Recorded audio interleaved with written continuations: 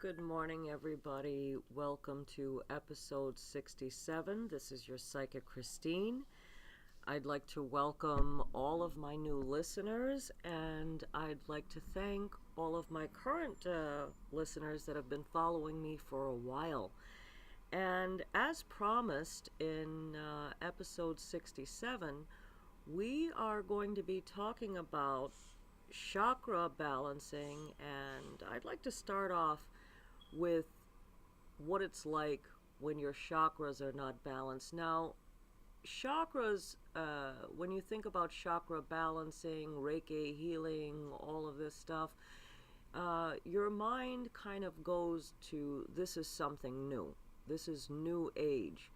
But nothing could be further from the truth in relation to that. Actually, this dates back to like 1500 BC. And it stems from Hinduism, Buddhism, Sanskrit, and if you look into some of these religions a bit, they're actually very beautiful parables. Helps gain peace and understanding for sure. So I definitely recommend that you look into this. So the chime that you heard was my singing bowl, and that tune was the tune of the root chakra. So the root chakra is in fact your base chakra, or what they would call the root chakra, which is your first chakra.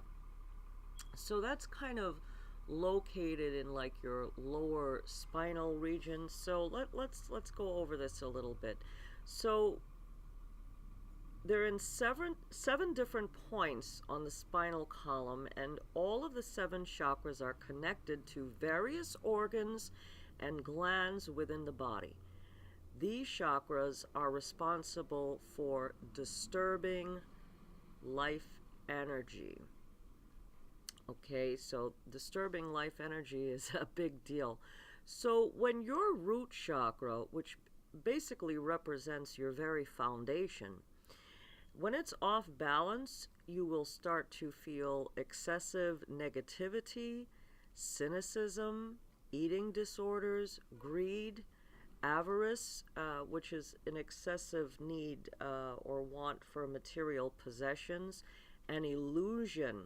Okay, now what they mean by illusion is our mind kind of gets carried away, and we start drawing up conclusions about stuff that we're really not sure of. We put our own spin on our circumstances. So it would represent excessive feeling of insecurity, living on survival mode constantly. For a person who has an imbalance in this first chakra, it might be hard to feel safe in the world, and everything looks like a potential risk. The desire for security dominates and can translate into concerns over the job situation, physical safety, shelter, health. A blocked root chakra may turn into behaviors rooted mainly in fear. Okay, so if you don't know anything about chakras and how important it is for these chakras to be balanced, well, I'm here to teach you. I'm sure that you have, or some of you that are listening in might be experiencing these experiences of an imbalance, even if you know nothing about the chakra system. So these energies and the chakras being affected could come from experiences in childhood, outside experiences, as an adult, where other people's stuff kind of starts affecting you, and some hurts that happen quite often in your life, and your energy kind of takes that in like a magnet and starts to affect you as a person, where you can hardly recognize yourself anymore. And Yeah, so that's what the result of an imbalanced root chakra is. And I'm going to go over each and every one of the chakras. And of course, I have materials here at my location at 810 Chestnut Street in Center City, Philadelphia, that I can be able to provide so you can work on clearing up these chakras. And I do sessions for people that need chakra unblocking and clearing out all of that. So when you're dealing with the root chakra, which is like your foundation, you're the very base of everything, it disturbs every other chakra. And like I said, I'm going to get into every other chakra at a later time. But some ways to address this issue is you have to kind of get more in touch with nature.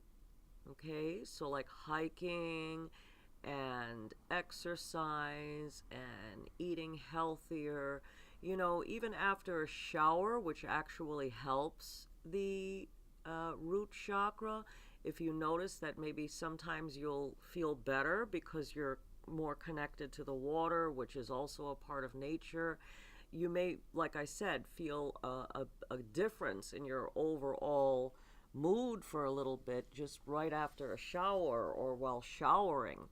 And becoming, a little more connected to nature would actually help that root chakra to get a little bit better. And of course, crystal energy is going to help with this, and intention candles, chakra candles are going to help with this. Meditations are going to help with this. Getting help to clear up these negative energies, off balances in your chakras are going to help with this. So I just want to help some people that might not know about chakras to gain a better understanding of it, because as I'd mentioned in previous episodes, it's very hard. And I've listened to other psychic and spiritual podcasts, and it's very hard to relate to. Okay, so I'm trying to bring all of that stuff into a place where it's easier for us to understand, where it actually feels applicable to our own life and life experiences. So like I said, you may not understand the chime, you may not understand the symbol, but you can identify with the root chakra when it's off balance and the experiences that you feel. So I want you to know where that stems from. So this is the first episode in relation to the root chakra, and we will be going through them one by one in my future podcast till we get to all the 7. And if you need help and are experiencing and relating to what I'm telling you as far as an off-balanced chakra, please feel free to reach out to me, 201-953-0658. Phone consultations are available, and all of my services are doable via telephone, long distance. With all the technology that's going on today, I'm sure we can find a way to connect. Or you can just, if you're local, you can just come into my office here in Center City, 810 Chestnut Street, Center City, Philadelphia. Thank you so much for listening in, and I wish all of you balanced chakras and a beautiful day.